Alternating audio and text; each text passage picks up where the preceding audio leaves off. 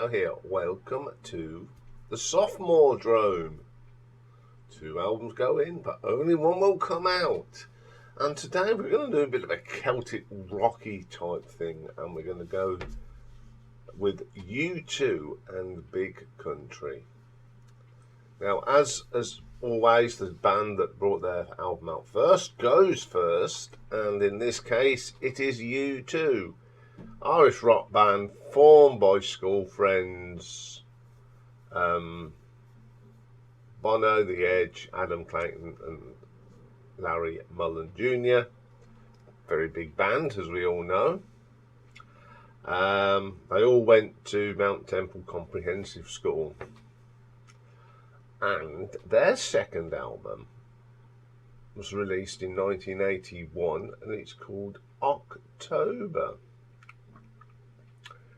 So you've got Bono on lead vocals, The Edge on lead guitar, Adam Clayton on the bass and Larry Mullen on the drums. And the first track on this one is called Gloria, and I love this track.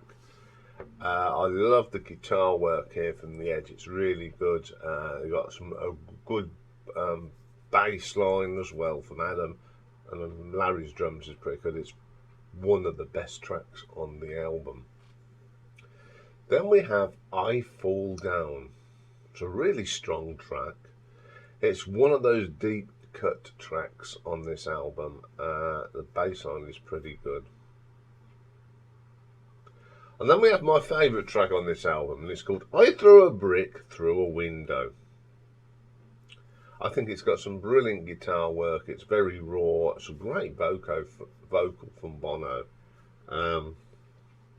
Pretty cool track. Then up next is Rejoice. Real punky sort of post-punk sound that is. It's a really good track. Up next is Fire. Bit quirky, got some great drumming from Larry on this. It's a mediocre track. Tomorrow, one of the more quieter tracks on the album. It's very Celtic. It's got some Ulayan pipes on it as well.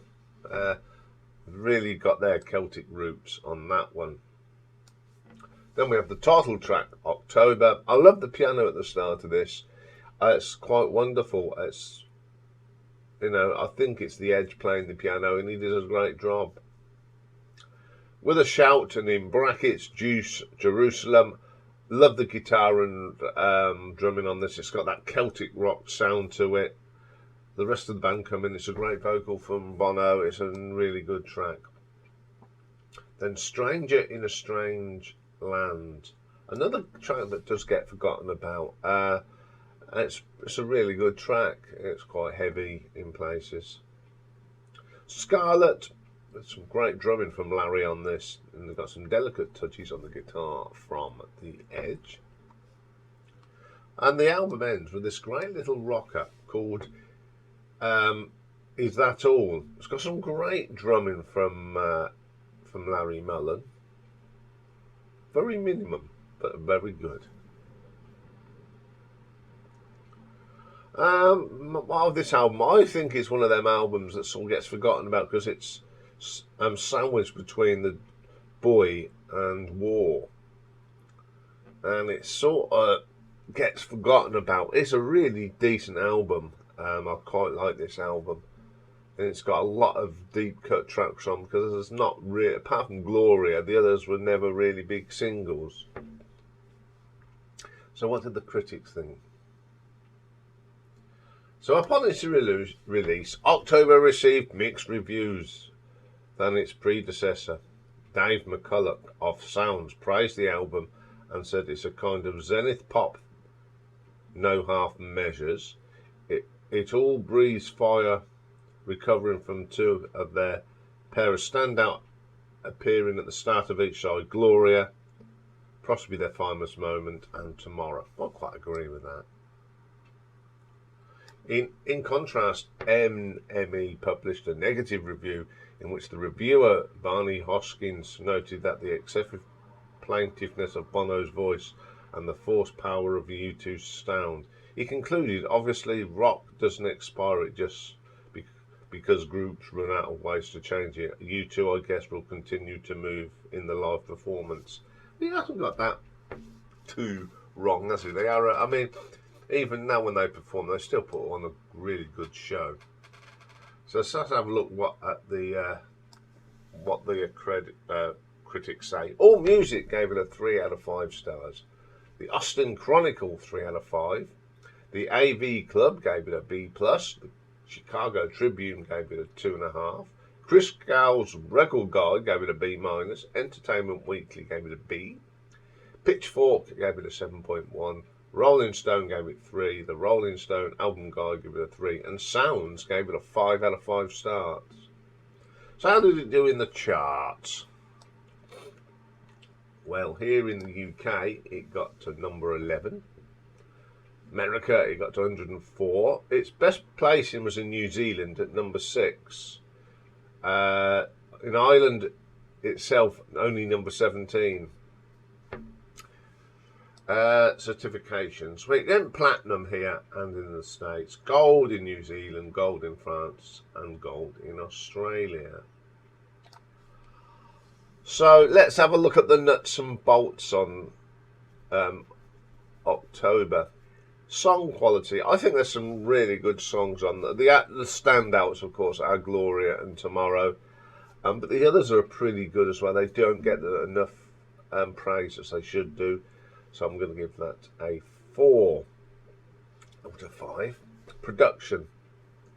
It's very raw production. It's very plug in and go production. But and that's what I like about the early U2 albums. They're so raw. I like that, and so I'm going to give that a 4 out of 5. Reception. Bit of a mix. The critics, on the whole, favoured it. Here in the UK, they liked it. Ireland didn't like it as much as the UK. The Americans just couldn't get grip of it. They never really got the grip of this sort of Celtic rock sound. It fared, but eventually it did go platinum in the States, so they eventually got round to it. I think it's when they release a bigger album and everyone wants everything else. So I'm going to give that a 4 out of 5. Cover design. Well, Adam Clayton looks about 10. Larry Mullen looks about 6. It's not the best picture. I think they could have come up with something a bit better than that. I don't like this cover one little bit. So I'm going to give cover design a 2 out of 5. So for U2 by U2's October, it gives us a grand total of 14 out of 20. So let's move on to Scotland and Big Country. And they were formed in Dunfermline, Fife in 1981. And of course, Stuart Adamson had come from the Skids. They were, I still think, and I'll get a lot of stick for this, they were very sort of U2-ish themselves in the early days. But they sort of developed the sound, and sadly Stuart passed away, and they've tried to regain their popularity, but it hasn't worked as much. But back in the day, they were pretty popular. I've seen them, and they're a really good band. So their second album is Steel Town, and it was recorded at ABBA's Polar Studios in Stockholm, and it was released in October 1984. So playing on here, we have Stuart Adamson on vocals, guitar and e-bow, Mark Brzezinski on drums and percussion, Tony Butler on bass and vocals, and Bruce Watson on guitar, e-bow and mandolin. First track on this one is called Flame of the West. This starts off with a fantastic bass line from Tony. I like the guitar work on it. It's pretty good. East of Eden, a classic big country track. It's got that classic sound on it. Really good. Steel Town, the title track. I like the guitars on this, but it does sound a little bit like U2. But there's nothing wrong with that, and people gave me a lot of stick when I ranked these. There's nothing wrong with them sounding like U2. I don't mind, because I like U2, all that early stuff, and I like this. Steel Town's a pretty good track. Now, Where the Rose is Sown is definitely could have been sung by Bono, but there are lots of, the Celtic rock. I do like this song, it's a pretty good track. Then we have Come Back to Me, which is another classic. It's got that very Celtic feel. Some great guitar work on here from Stuart and Bruce. Absolutely wonderful. Their twin sort of sound was really good. Tall Ships Go. I do like Mark's drumming on this. Absolutely brilliant. I do like that track, one of my favourites. Girl with Grey Eyes, a big fan of this song. Even though it's very cheesy in places, but I do like it. I think it's got a great beat to it. Rain Dance, great song. I love the guitar work, and it's a great vocal from Stuart on that one. The Great Divide is very U2-ish with that, but there's nothing wrong. Then my favourite is the last track, and that's Just a Shadow. It's just a wonderful song. I love Tony's bass line on this. The guitar is wonderful, and it's a great track to end the album. Now, I've always thought, and I get a lot of stick with this, I think this is a far better album than The Crossing. I think it's because they were starting to define that sound. Now, The Crossing to me is so U2, and they hadn't discovered their own sound.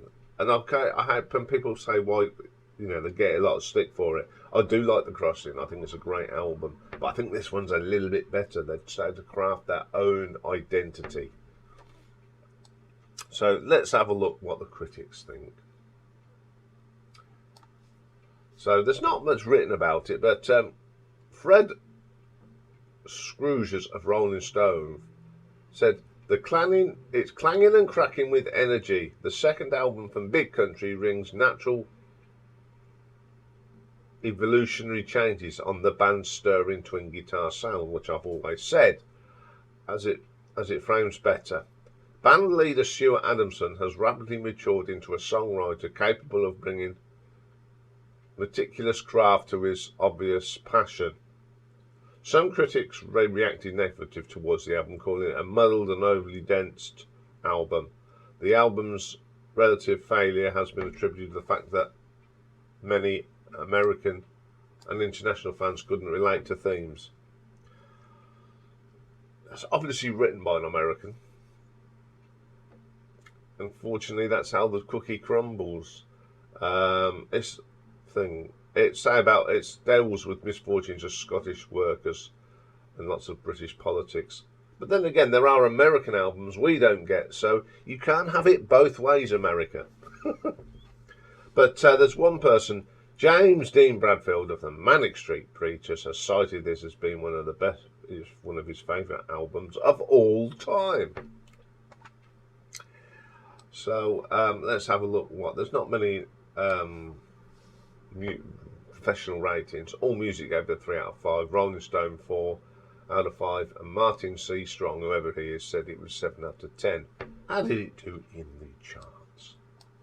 Well, it got to number 1 here in the UK, number 70 on the Billboard, number 12 in Norway, and number 15 in New Zealand. So a lot of people they say that other people didn't understand it. Yeah, the Americans never understood this sort of music. So it got a gold here in the UK, a gold disc. So song quality, I think the songs are good. Okay, it's very Scottish and about the trot and life in Scotland, but they are really well written. So I'm going to give that a 4 out of 5. Production. It's a very good, well-produced album. That twin guitar sound really comes in. I think the production's a lot better than on that debut album. But I put this one down that the producer of this is actually Steve Lillywhite. Who also does work with U2, so he didn't mind who he worked with. So it's a wonderful production. So I'm going to give that a 4. Reception, a #1 album here in the UK. A gold album as well. Didn't do too bad everywhere else, apart from America. So I'm going to give that a 4. Now, cover design. I don't mind this cover. It's got that industrial feel to it. The colours are bright. You can see Big Country. My only criticism, Steel Town should have been a little bit more prominent. But on the whole, it's colourful. It's iconic. It's a well-recognised cover, so I'm going to give that a 4 out of 5 as well. So it's all the 4s for Steel Town Big Country, which gives us a total of 16 out of 20. Now, these two albums, I really like both of them. There's not much between them, in all honesty. But what edges it for me? And the one I'm going to go for today, Steel Town, it's just, I think it's got some real catchy tunes and some wonderful guitar work. It just oozes greatness already.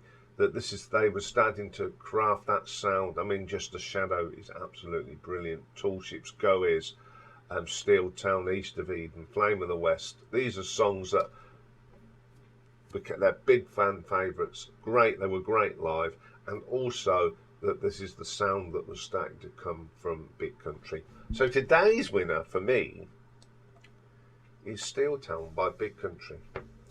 So you know the drill now. At 2 o'clock this afternoon in the community, up goes the poll, and you can vote. And also tonight in the live stream, we'll have a poll, and then Dave will tell you the result next week. Okay, coming up next, it's Pick and Mix, and we've got a chart rundown, and it's for a walk on the sidewalk. So we're going to have a look at the top 10 on the 22nd of August 1960. So join for that. Bye for now.